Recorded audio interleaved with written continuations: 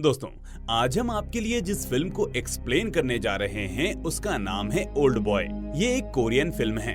इसकी IMDb rating है 8.3। अगर कोरियन थ्रिलर मूवीज की बात की जाए तो उस कैटेगरी में ये टॉप पर है। दोस्तों, ये एक ऐसी कहानी है जो आपका दिमाग हिलाकर रख देगी। हमारा दावा है कि आपने इस तरह की कहानी कभी नहीं देखी होगी। तो आपके सस्पेंस को और ना बढ़ाते हुए सीधे कहानी पर आते हैं। लेकिन हाँ, उससे पहले चैनल को लाइक और सब्सक्राइब जरूर कर लें। मूवी की शुरुआत में एक बिल्डिंग की मुंडेर पर बैठा एक शख्स नजर आता है जो वहां से कूदकर अपनी जान देना चाहता है। लेकिन ठीक उसके सामने एक लंबे बालों वाला आदमी जो उसकी टाई पकड़े खड़ा है, वो उसे ऐसा करने नहीं देता। वो डाइसू है जो ये बताता है कि मुंडेर पर बैठा आदमी मरने से पहले बस उसकी कहानी सुन ले। अब फ्लैशबैक में डाइसू की कहानी चलने लगती है। डाइसू एक सफल बिजनेसमैन है, लेकिन स्वभाव से थोड़ा लापरवाह है। अक्सर थोड़ी ज्यादा पी लेता है। उसका एक छोटा सा परिवार है जिसमें उसकी पत्नी और एक 3 साल की बच्ची है। सन 1988 में डाइसू के घर में उसकी बच्ची के चौथे जन्मदिन की तैयारियां चल रही होती हैं। लेकिन डाइसू टाइम पर घर नहीं पहुंच पाता क्योंकि बहुत ज्यादा शराब पीकर उपद्रव करने की वजह से पुलिस उसे गिरफ्तार कर लेती है। नशे में वो पुलिस स्टेशन में भी बदतमीजी करने लगता है। उसकी नाक से खून निकल रहा होता है और कमीज फटी हुई होती है। आखिरकार डाइसू का एक दोस्त पुलिस स्टेशन पहुंचता है। वो माफी मांगते हुए डाइसू को छुड़वाकर वहां से ले जाता है। पुलिस स्टेशन से बाहर आकर डाइसू पब्लिक टेलीफोन बूथ से अपने घर पर फोन लगाता है। वो अपनी बेटी से कहता है कि वो उसके लिए ढेर सारे खिलौने लेकर आएगा। इसके बाद उसका दोस्त उससे फोन लेकर उसकी पत्नी से बात करने लगता है और डाइसू बूथ से बाहर आ जाता है। लेकिन जब डाइसू का दोस्त फोन काटकर पब्लिक बूथ से बाहर निकलता है तो डाइसू कहीं दिखाई नहीं देता। उसके हाथ में पकड़ा हुआ सामान सड़क पर बिखरा हुआ होता है। दरअसल डाइसू किडनैप हो चुका है। और ऐसा क्यों हुआ है, इसी सवाल पर पूरी फिल्म घूमती है। जब डाइसू की आंखें खुलती हैं, तो वो खुद को एक होटल के कमरे में बंद पाता है। तभी कमरे की दीवार में लगा एक छोटा सा दरवाजा खुलता है और एक आदमी डाइसू के लिए खाने की थाली अंदर सरकाता है। डाइसू उसके पैर पकड़कर चिल्लाता है कि मुझे यहाँ क्यों कैद किया गया है, लेकिन वो आदमी उसका जवाब दिए बगैर दरवाजा बंद करके वहाँ से चला जाता है। दरअसल वो होटल एक प्राइवेट जेल होती है जिसमें पैसा देकर लोगों को कैद करके रखा जाता है। अब डाइसू इस कमरे में बिल्कुल अकेला होता है। उसे समझ में नहीं आता कि उसे किडनैप करके इस कमरे में कैद कर देने के पीछे किसी का क्या मकसद हो सकता है। लेकिन काफी सोचने के बाद भी वो किसी नतीजे पर नहीं पहुंच पाता। उस कमरे में एक टीवी भी होती है जिस पर वो कभी कभी न्यूज सुन लेता है। इसके अलावा उससे कभी कोई बात करने या मिलने नहीं आता। कमरे में बस कभी कभी धुआं उठता है और डाइसू बेहोश हो जाता है। इस बीच कोई उसके बाल काटकर दाढ़ी बना देता है, बिस्तर की चादर बदल देता है और साफ सफाई कर देता है। धीरे धीरे समय बीतता है और डाइसू को इस कमरे में कैद हुए 1 साल हो जाते हैं। इस बार जब उसके कमरे में धुआं उठता है तो डाइसू के बेहोश होने पर कुछ लोग उसकी बॉडी से थोड़ा सा ब्लड निकालते हैं। इसके साथ ही उसके कमरे से वो ग्लास भी ले जाते हैं जिस पर डाइसू के हाथों के निशान होते हैं। एक दिन डाइसू टीवी देखता है तो उस पर एक न्यूज चल रही होती है। न्यूज देखकर डाइसू चौंक जाता है। वो उसकी पत्नी के मर्डर की न्यूज थी। ये देखकर उसे झटका लगता है कि खून का इल्जाम उसी के सर पर है। दरअसल डाइसू का खून और उसके हाथ के निशान वाला ग्लास मौकाए वारदात पर मिलता है। पड़ोसियों से बात करने पर उसके ज्यादा शराब पीकर झगड़ने की बात सामने आती है। उसका 1 साल से गायब होना भी उसके लिए मुसीबत बन जाता है। सबूतों के आधार पर पुलिस इस थ्योरी पर मुहर लगा देती है कि डाइसू घर पर आया था और अपनी पत्नी का खून करके फिर से गायब हो गया। ये सारी बातें सुनकर डाइसू को बहुत बड़ा धक्का लगता है। वो इतना डिप्रेशन में चला जाता है कि अपने हाथ की नसें काटकर अपनी जान लेने की कोशिश करता है। लेकिन जिन लोगों ने उसे यहाँ कैद किया होता है वो डाइसू को मरने नहीं देते। वो वक्त पर पहुंचकर उसका इलाज करवा देते हैं और उसे बचा लेते हैं। इसी तरह डाइसू 1-2 बार और अपनी जान लेने की कोशिश करता है, लेकिन हर बार उसे बचा लिया जाता है। अब डाइसू डायरी लिखने लगता है और ये याद करने की कोशिश करता है कि उसने अपने जीवन में किस किस को इतना दुख, तकलीफ और चोट पहुंचाई है कि कोई उसे इस तरह कैद कर ले। वो सोचते सोचते थक जाता है, लेकिन ऐसे किसी इंसान का नाम उसके दिमाग में नहीं आता। पत्नी के मर्डर के बाद से डाइसू बदले की आग में सुलग रहा है। अब वो उस कमरे में टीवी देखकर बॉक्सिंग और फाइटिंग की प्रैक्टिस करना शुरू कर देता है ताकि उस आदमी को मार सके जिसने उसे यहाँ पर कैद किया है, जिसने उसकी पत्नी को मार डाला और मर्डर के जुर्म में उसे फंसा दिया। अब वो हर गुजरते साल के साथ साथ अपने हाथ पर टैटू की एक लाइन खींचता है ताकि उसे याद रहे कि उसे उस होटल में कैद हुए कितने साल हो चुके हैं। डाइसू को वहाँ खाने में भी केवल मोमोज मिलते हैं। एक दिन वो एक्स्ट्रा चॉपस्टिक में से एक चॉपस्टिक चुरा लेता है और इससे कमरे में सुरंग बनाने का काम शुरू कर देता है। हालांकि ये काम बहुत मुश्किल होता है, लेकिन वो अपने काम में लगा रहता है। धीरे धीरे उसे उस कमरे में कैद रहते हुए 15 साल बीत जाते हैं। इस बीच वो सुरंग खोद चुका होता है। जब वो इससे होकर दीवार के दूसरे छोर पर पहुंचता है तो वहां से एक ईंट निकाल लेता है। यहाँ से उसे बाहर की दुनिया नजर आती है, जिससे वो बहुत खुश होता है। वो हाथ आगे निकालकर बारिश को अपनी हथेली में भरता है। बाहर का दृश्य देखकर वो अंदाजा लगाता है कि वो किसी ऊपरी मंजिल पर कैद है। वो सोचता है कि अगर यहाँ से कूदकर मरने का खतरा भी है तो भी वो यहाँ से भागेगा जरूर और बाहर जाकर उस आदमी से बदला लेगा जिसने उसे यहाँ 15 साल से कैद किया हुआ है। ये सोचते सोचते वो सोने के लिए आंखें बंद कर लेता है। तभी उस कमरे में धुआं भरने लगता है, जिसके असर से डाइसू बेहोश हो जाता है। अब उस कमरे में एक युवती आती है जो डाइसू को एक घड़ी दिखाकर हिप्नोटाइज करती है। वो उसे कहती है कि तुम्हें यहाँ एक घास का मैदान दिखाई दे रहा है। इतना कहते ही डाइसू को अपने सामने घास का मैदान दिखना शुरू हो जाता है। उसके बाद डाइसू को एक ब्रीफकेस में बंद करके उस मैदान में फेंक दिया जाता है। जब उसे होश आता है तो वो खुद को एक बिल्डिंग की छत पर पाता है। यहाँ मुंडेर पर बैठा वही आदमी दिखाई देता है जो हमें मूवी की शुरुआत में दिखाया जाता है। इसके बाद कहानी वर्तमान में लौट आती है। 15 साल जेल में बंद होने की वजह से डाइसू की आंखें सूरज की रोशनी में ढंग से नहीं खुल पाती। वो बिल्डिंग से लिफ्ट में आते हुए एक महिला का धूप का चश्मा छीन लेता है।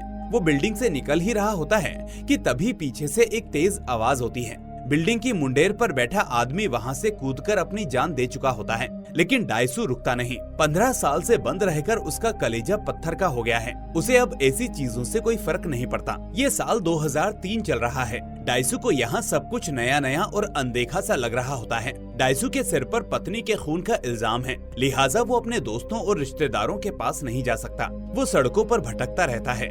टाइम पास करने के लिए वो एक एक्वेरियम देख रहा होता है। तभी एक भिखमंगा सा दिखने वाला आदमी उसके पास आता है और उसे एक मोबाइल और वॉलेट देता है। वो उस आदमी की तरफ सवालों भरी निगाहों से देखता है तो वो आदमी उसे कहता है कि मुझसे कुछ मत पूछना क्योंकि मुझे कुछ नहीं मालूम। डाइसू वॉलेट खोलकर देखता है तो उसमें बहुत सारे पैसे होते हैं। अब डाइसू बढ़िया सा खाना खाने के लिए एक रेस्टोरेंट में जाता है। वहाँ उसकी मुलाकात रेस्टोरेंट की चीफ शेफ मिडो से होती है। मिडो को उसका चेहरा जाना पहचाना सा लगता है। वो डाइसू से पूछती है कि क्या तुम यहाँ आते जाते रहते हो? डाइसू कहता है कि नहीं, मैं यहाँ पहली बार आया हूँ, लेकिन मुझे भी तुम जानी पहचानी लग रही हो। लड़की डाइसू से पूछती है कि वो क्या खाना पसंद करेगा। डाइसू उसे कुछ जिंदा लाने को कहता है क्योंकि केवल मोमोज खाने और अंधेरे कमरे में बंद रहने की वजह से उसके अंदर विटामिन ए और विटामिन डी की कमी हो गई है। वो खुद में थोड़ा ताकत लाना चाहता है। तभी डाइसू का मोबाइल फोन बजता है। ये उसी आदमी का फोन होता है जिसने डाइसू को 15 साल तक कैद करके रखा था। डाइसू उससे पूछता है कि तुम कौन हो, तुमने मुझे कैद क्यों किया? वो आदमी डाइसू से कहता है कि तुम याद करो कि मैं कौन हो सकता हूँ। डाइसू अपने दिमाग पर जोर डालता है और कई नाम दोहराता है, लेकिन वो आदमी कहता है कि वो इनमें से कोई भी नहीं है। डाइसू उससे फिर पूछता है तो फिर तुम कौन हो? वो आदमी बोलता है कि मैं कौन हूँ ये इम्पोर्टेंट नहीं है, मैं क्यों हूँ ये इम्पोर्टेंट है। वो आदमी आगे उससे कहता है कि जब से तुमने स्कूल खत्म किया है तब से लेकर अब तक की अपनी जिंदगी पर एक नजर डालो, तुम खुद समझ जाओगे कि तुमने क्या किया है। डाइसू उससे फिर पूछता है तुमने मुझे हिप्नोटाइज क्यों किया था? इस सवाल का वो आदमी कोई जवाब नहीं देता, उल्टा उससे कहता है कि मैं तुम्हें बहुत मिस कर रहा हूँ, जल्दी ही मिलते हैं। उसकी बात पर गुस्साया डाइसू एक जिंदा ऑक्टोपस को मुंह में डाल लेता है, लेकिन उसे खाते ही बेहोश हो जाता है। मिडो को उसके साथ सहानुभूति का एहसास होता है और वो उसे अपने घर ले आती है। डाइसू को जब होश आता है तो वो देखता है कि मिडो उसकी डायरी पढ़ रही है। डाइसू उससे सारी डायरियां छीन लेता है। अब डाइसू की जिंदगी का एक ही मकसद है, कैद करने वाले से बदला लेना और अपनी बेटी को ढूंढना। डाइसू खुद बाहर नहीं जा सकता, इसलिए वो अपनी बेटी की खोजबीन के लिए मिडो को अपने रिश्तेदारों परिचितों के यहाँ भेजता है। वहाँ से उसे पता चलता है कि उसकी बेटी को किसी स्वीडिश जोड़े ने गोद ले लिया था। अब डाइसू उसकी तलाश बंद कर देता है। इस बीच वो एक रेस्टोरेंट में खाना खाने जाता है, जहाँ मोमो देखकर वो सोचता है कि उसे 15 साल तक कैद में जो खाना खिलाया गया, अगर वो उस रेस्टोरेंट को ढूंढ लेगा तो उसे उस जगह का भी पता चल जाएगा जहाँ उसे कैद करके रखा था। अब वो एक एक करके अलग अलग चाइनीज रेस्टोरेंट में जाकर खाना खाना शुरू कर देता है। 15 साल तक उसने जो मोमो खाए थे उसका स्वाद अभी तक उसकी जुबान पर है और आखिरकार उसे वो रेस्टोरेंट मिल ही जाता है। वो डिलीवरी बॉय का पीछा करते करते उस जगह तक पहुंच जाता है जहां उसे कैद करके रखा गया था। अभी उस होटल नुमा प्राइवेट जेल के अलग अलग कमरों में कई लोग कैद होते हैं। अब डाइसू उस जेल के मैनेजर को टेप से बांध देता है और उससे पूछता है कि उसे वहाँ किसने कैद किया था। वो कुछ भी बताने से मना करता है तो गुस्साया डाइसू बड़ी बेदर्दी के साथ उसके 15 दांत तोड़ देता है, अपने हर साल के एवज में एक दांत। अब दर्द की अधिकता से कराहता जेल मैनेजर उसे बताता है कि मैंने कभी बंदी बनाने वाले का चेहरा नहीं देखा,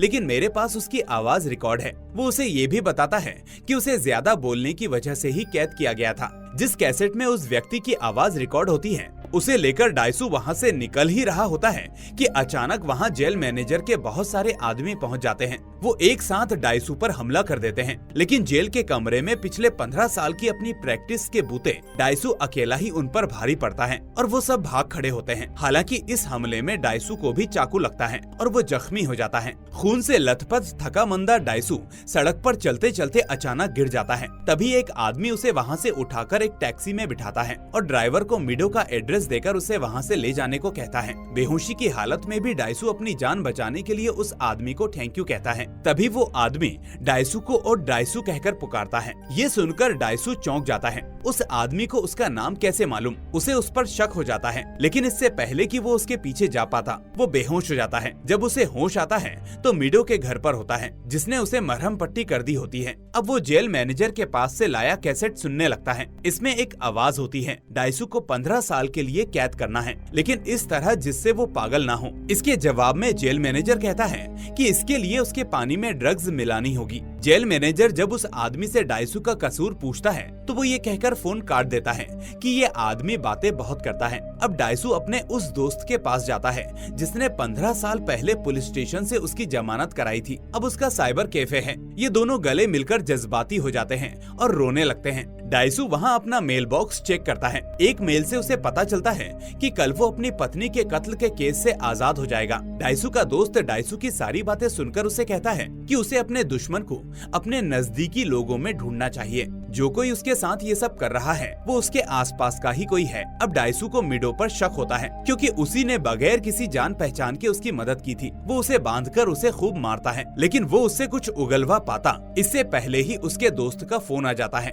वो उसे बताता है कि इस आईडी के जरिए उसने मेल भेजने वाले का एड्रेस निकाल लिया है। हैरत इस बात की है कि वो एड्रेस मिडो के घर के सामने वाले अपार्टमेंट का ही होता है। डाइसू तुरंत वहाँ जाता है तो उसे वहाँ एक आदमी मिलता है जिसका नाम वुजिन है। वुजिन डाइसू से कहता है कि तुम्हारे पास तुम्हें कैद किए जाने की वजह का पता लगाने के लिए बस 5 दिन है। अगर तुमने ये पता लगा लिया कि मैंने तुम्हें क्यों कैद किया था तो मैं खुद को मार दूंगा, और अगर तुम पता नहीं लगा पाए तो मैं मिडो को खत्म कर दूंगा। इतना ही नहीं, वुजिन डाइसू से कहता है मैं हर उस औरत को खत्म कर दूंगा जिससे तुम प्यार करते हो। डाइसू उस पर हमला कर देता है, लेकिन तभी वुजिन अपनी शर्ट खोलकर उसे अपने सीने पर लगे हुए स्टिचेस दिखाने लगता है। दरअसल वुजिन का हार्ट ऑपरेशन हुआ था, उसे पेसमेकर लगा है। वुजिन उसे एक रिमोट दिखाकर कहता है कि इसी में पेसमेकर का कंट्रोल है। जब भी मैं मरना चाहूँ इसे बंद कर दूंगा, लेकिन फिर तुम्हें ये कभी पता नहीं लग पाएगा कि मैंने तुम्हें क्यों कैद किया था। डाइसू अब चुपचाप निकल जाता है और मिडो के घर पहुंचता है, लेकिन वहां उसका सामना उसी जेल के मैनेजर और उसके आदमियों से होता है जिसके दांत उसने तोड़े थे।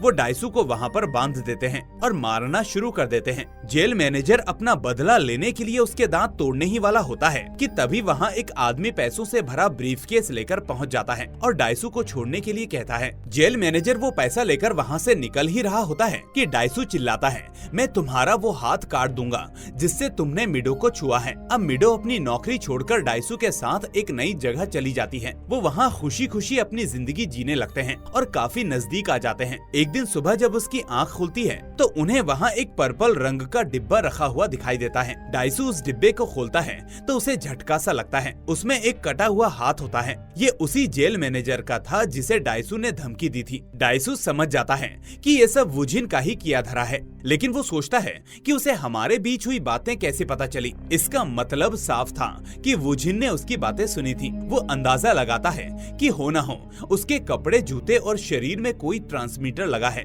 जिससे उसकी लोकेशन और सारी बातें वुजिन तक पहुंच रही हैं। डाइसू एक इलेक्ट्रिकल शॉप में जाकर अपने कपड़े और जूतों की जांच करवाता है। वहां उसके जूते की एड़ी में एक ट्रांसमीटर मिलता है। वो उस ट्रांसमीटर को निकालकर फेंक देता है। इसी बीच मेल आईडी के एड्रेस के आधार पर डाइसू अपने दोस्त के साथ मिलकर एवरग्रीन नाम से बहुत सारे बिजनेस और वेबसाइट्स को चेक करता है। इसी दौरान उसके सामने सेंट गोंग स्कूल की एल्यूमिनी का पेज खुल जाता है। ये वही स्कूल होता है जिसमें कभी डाइसू और वुजिन पढ़ा करते थे। अब वो और मिडो उस स्कूल में पहुंचते हैं और सारा रिकॉर्ड चेक करते हैं। रिकॉर्ड में सब बच्चों की फोटोज लगी होती हैं, लेकिन एक लड़की की सारी फोटोज गायब होती हैं। उसका नाम ली लुआ होता है। अब डाइसू अपने दोस्त को फोन लगाता है और उससे पूछता है कि क्या तुम ली लुआ को जानते हो, जो हमारे ग्रेड में थी? वो कैसी लड़की थी? तो वो लुआ को कैरेक्टर लेस बताता है और उसके बारे में उल्टी सीधी बातें करता है। वो नहीं जानता था कि कैफे में कोने में बैठा वुजिन उसकी सारी बातें सुन रहा है। वुजिन गुस्से में आकर उसे मार डालता है। डाइसू को लगता है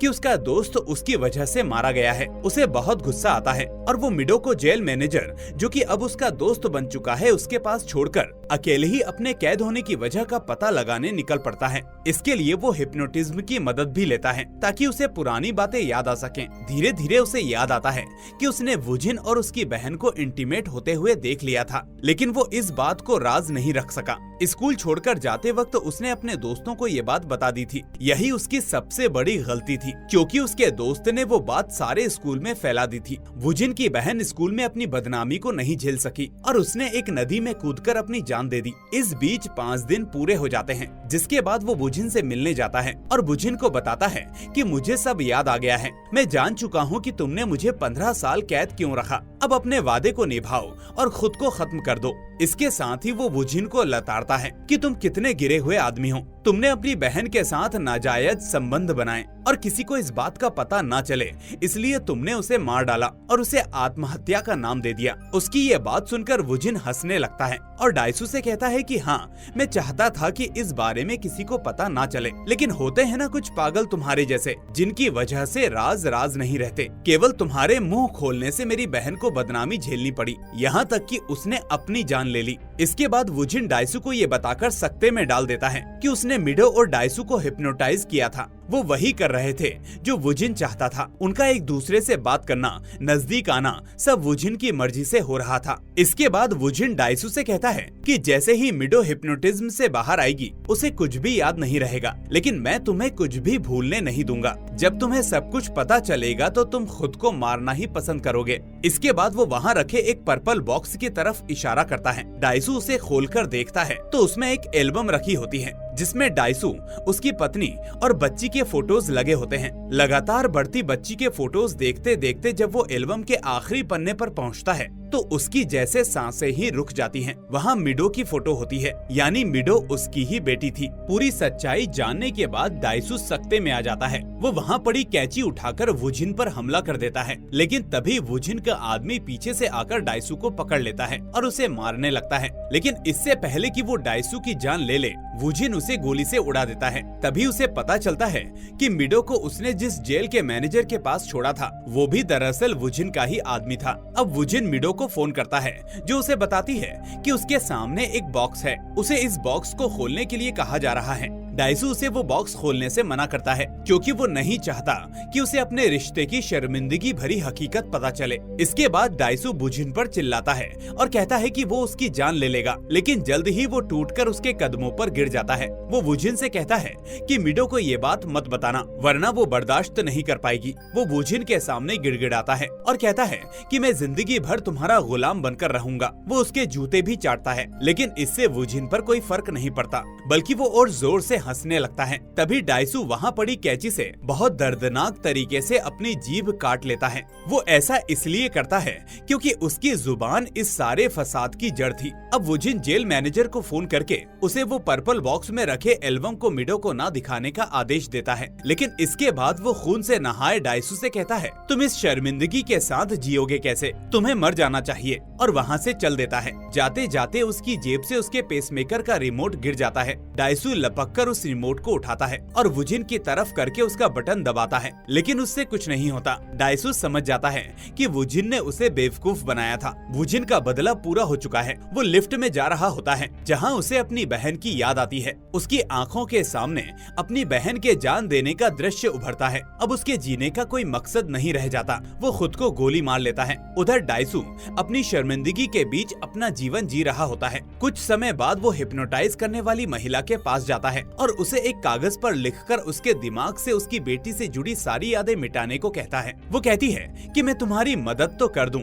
लेकिन ये एक एक्सपेरिमेंट है जो फेल भी हो सकता है। डाइसू इसके लिए तैयार हो जाता है। आखिरकार महिला हिप्नोटाइज करके उसकी सारी यादें मिटा देती है। अब स्क्रीन पर दृश्य उभरता है कि डाइसू बर्फ पर अकेले लेटा है। तभी उसे ढूंढती हुई मिडो वहाँ पर आ जाती है और उसे गले से लगा लेती है। डाइसू के चेहरे पर मुस्कान तैर जाती है, लेकिन जल्द ही उसके चेहरे के एक्सप्रेशंस बदल जाते हैं। वो रोने लगता है, जिससे पता चलता है कि डाइसू की यादें मिटाने का एक्सपेरिमेंट फेल हो चुका है। उसे याद है कि मिडो उसकी बेटी है और अब उसे हमेशा इसकी शर्मिंदगी के साथ जीना होगा। और यहीं पर हमारी ये शानदार कहानी खत्म होती है। तो दोस्तों, आपको ये मूवी कैसी लगी मुझे कमेंट करके जरूर बताना। साथ ही अगर चैनल पर नए हैं तो इसे सब्सक्राइब करके नोटिफिकेशन बेल को भी दबा देना। अब मैं मिलूंगा आपसे अगली ऐसी ही धांसू मूवी के साथ। टिल देन अपना और अपनों का ख्याल रखिए एंड थैंक्स फॉर वॉचिंग।